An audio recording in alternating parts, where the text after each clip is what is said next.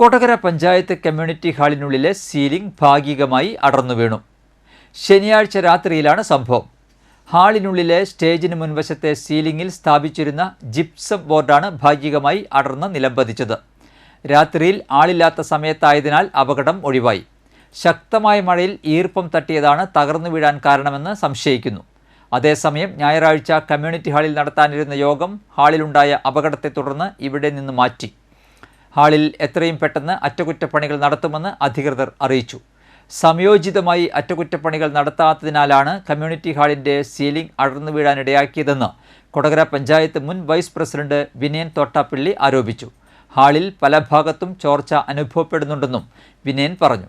എത്രയും വേഗം കമ്മ്യൂണിറ്റി ഹാളിൻ്റെ ദുരവസ്ഥയ്ക്ക് പരിഹാരം കാണാൻ പഞ്ചായത്ത് അധികൃതർ നടപടി സ്വീകരിക്കണമെന്ന് വിനയൻ തോട്ടാപ്പള്ളി ആവശ്യപ്പെട്ടു.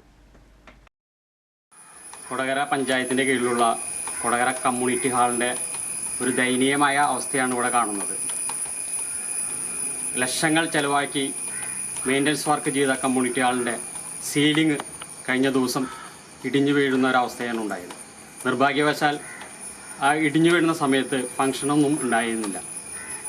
ഇത് കാലാകാലങ്ങളായി മെയിൻ്റനൻസ് വർക്ക് നല്ല രീതിയിൽ നടക്കാത്തതിൻ്റെ ഭാഗമായിട്ടാണ് ഇങ്ങനെ ഈ ദുരവസ്ഥ ഈ കമ്മ്യൂണിറ്റി ഹാളിന് ഉണ്ടായിട്ടുള്ളത്. നമുക്കറിയാം, ഈ കൊടകര പഞ്ചായത്തിലെ പാവങ്ങൾക്ക് ആശ്രയിക്കാവുന്ന ഏകൊരു ഹാളാണിത്. ഇതിൻ്റെ ഈ അവസ്ഥ ഇങ്ങനെ തുടർന്നാൽ പ്രക്ഷോഭപരിപാടികൾ ആരംഭിക്കുന്നതാണ്.